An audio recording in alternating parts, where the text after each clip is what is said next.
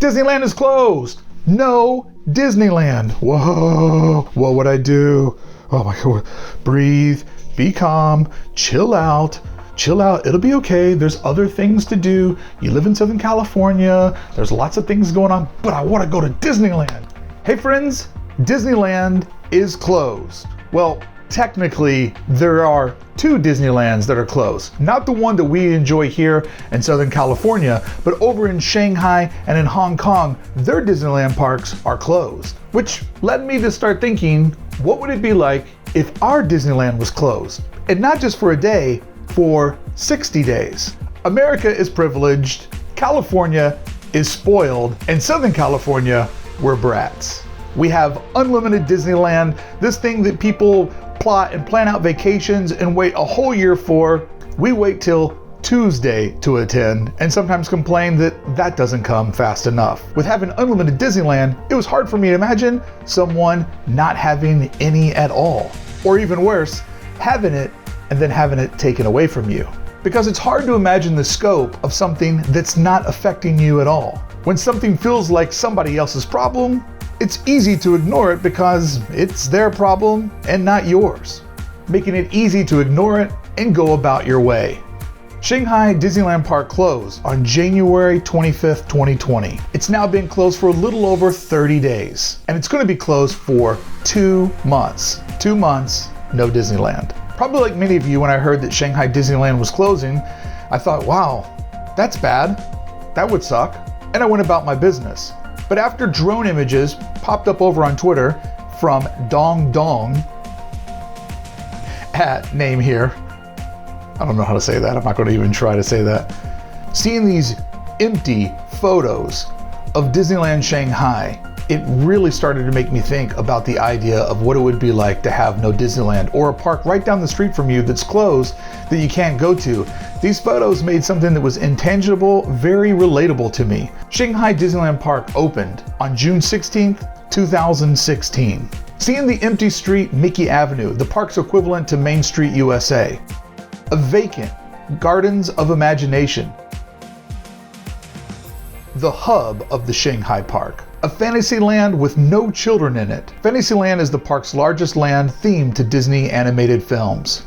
A vacant treasure cove with no pirates to be found. Treasure Cove is themed to the 18th century Spanish harbor town located on a Caribbean island that has been captured by Captain Jack Sparrow, conveniently of Pirates of the Caribbean, which I would like to add is home to the world's most technically advanced Pirates of the Caribbean.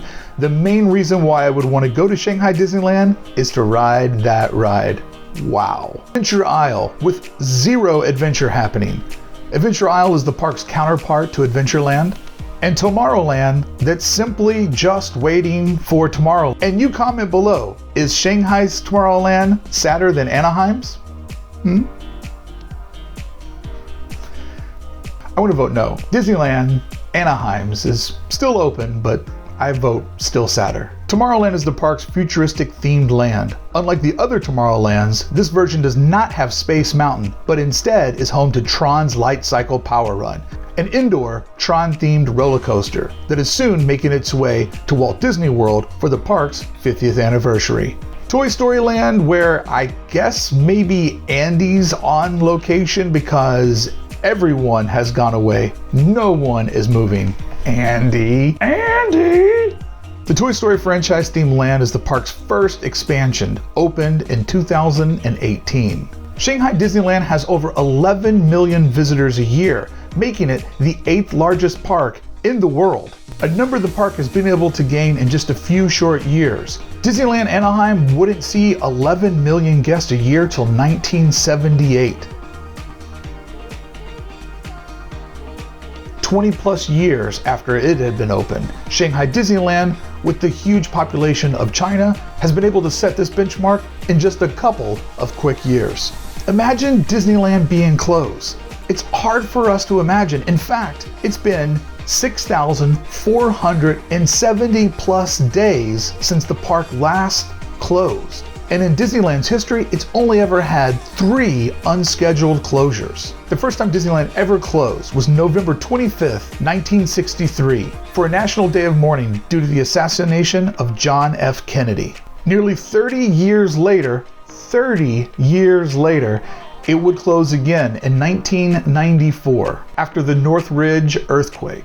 Many cast members reported to work to inspect attractions and buildings, but no guests were admitted for the day. And the last time the park closed, some 6,470 odd days ago, it was the morning of September 11th, which happened at 9 o'clock on the East Coast, 6 a.m. on the West, a day that no one in America knew what was going to happen next. Disneyland security showed up, and cast members showed up to work the ticket booths to offer refunds to out-of-town travelers that couldn't make it into Walt's original Magic Kingdom for the day. 3 days since 1955, and our brothers and sisters in Shanghai have been robbed of 60 days of Disneyland. And sure, I know the country has a lot going on, but isn't it nice to go to Disneyland to get away from all those problems? A luxury that has been taken from them. And even though Disneyland has only closed 3 unscheduled days in its entire history, it's rare for it to shut down early. But it does happen time to time, but normally during very unpredictable circumstances. In 1987, on December 16th, Disneyland Anaheim was closed due to snow. Now, it wasn't snowing in Anaheim, but it was snowing very heavily in higher regions. There was snowstorms in Malibu. And I'm, talking about a different kind of snowstorm than they're used to in Malibu. But in lower elevations like Anaheim, there was torrential downpours, wind that just made it unsafe for the park to remain open for the rest of the day. But probably the most bizarre Disneyland closing earlier than expected day in its complete history, August 6, 1970, the Yippies have invaded Disneyland. And yes, you heard me right. Yippies, not hippies. Yippie is the Youth International Party. And on August 6, 1970, over 300 Yippies would sneak their way into Disneyland, mingling with the 30,000 regular guests, blending in for their protest. Among the Yippies' grievances, they took issue with Bank of America, which has always been one of the Disney Corporation's founding investors. In fact, Bank of America put all of the money into Snow White. Snow White was a huge success. They gave Walt and Roy more money. Walt went crazy, bit off more than he could chew, and owed the bank so much money that they had to let him see through his various projects because they needed to get that money back. When you're in the Disneyland Art Gallery, if you walk in there and you buy something, behind you you'll see a bank vault. That's the Bank of America bank vault. I was once fortunate enough to have dinner with a guy who works for the company that built Disneyland back in '55.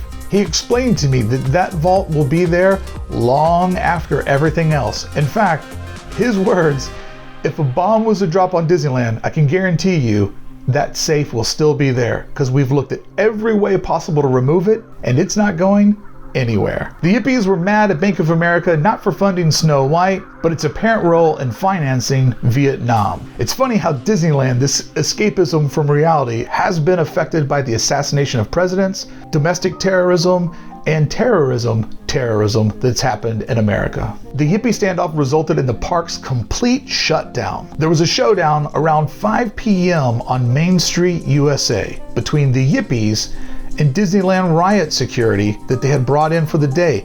Disneyland had been tipped off that this event was going to happen when a flyer circulating of Mickey Mouse carrying a shotgun made its way to the home office. The Yippies were to gather in front of the Bank of America location there on Main Street, USA, located in the town square. Disneyland security had every right to be skeptical of the Yippies and to be scared of what may happen. Earlier that day, a Bank of America location at UC Santa Barbara had been torched during an anti-war protest. So a wall of Disneyland riot cops mobilized to meet the Yippies in this standoff, with billy clubs drawn, as cops with bullhorns ordered everyone to immediately evacuate.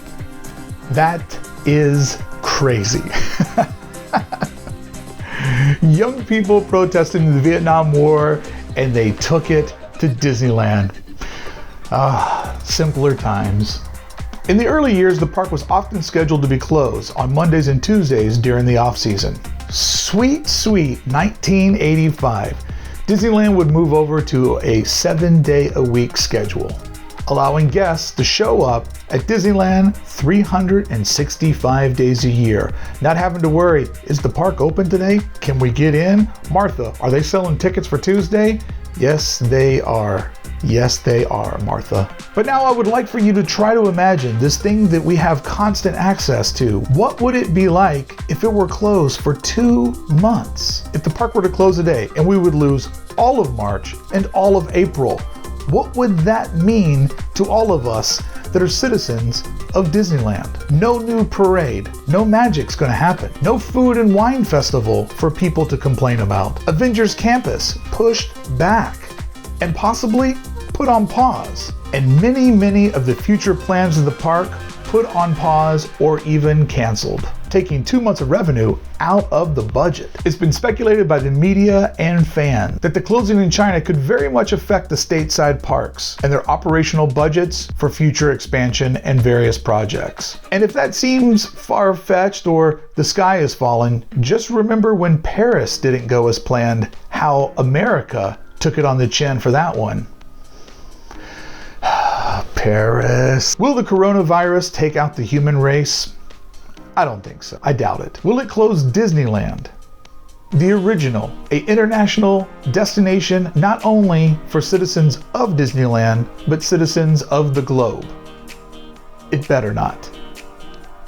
I feel for my friends, for my brothers and sisters, my fellow citizens of Disneyland in Shanghai and in Hong Kong, because 60 days of no Disneyland is 60 days I'd never want to live through. But if we in America can take one moment, 1 minute to imagine what that must be like, it will give us the scale, the idea of what's happening globally, and how maybe our next visit to the park we shouldn't take for granted. Being able to go to Disneyland once a year is an amazing opportunity. Being able to go once a week is an unimaginable reality that many of us actually get to live in. Having this global icon at your fingertips is a blessing. So I hope that if you can stop and actually imagine what would it be like if all of your plans for the next 2 months were wiped out, if you had no Disneyland and no Disneyland content to watch on YouTube or listen to on podcasts, what would that reality be like? Hopefully, that doom and gloom scenario only makes you look forward to your next trip to Disneyland and all the magic memories that you'll create there with your friends, family, and loved ones. Thank you so much for watching this video. Until the next time I see you, live the magic every single day. Don't forget to like, comment below, ring the bell button. All of those things really do help, and I'm trying very hard to grow the channel. As you can see, I built the Brickey Land studio. Isn't she beautiful? But we have to keep it down because Disneyland doesn't know that I've built this inside the park. Yippies! Yippies invading Disneyland, like cops in riot gear on Main Street. It's the most un-Disney thing I've ever heard of. And once they put a pool down Main Street. Yeah, that's a real thing that happened too. Main Street's had some wild things that go down, but nearly a riot? That's crazy. That is so unimaginable. Kind of wanted to see it. I mean, I don't want it to happen, but if it were to happen, I would be there. I wouldn't mind seeing it. Yippies. Yippies, I'm telling you. Yippies have invaded Disneyland. Y'all gonna have to go home, man. You can't do that stuff here. Protesting.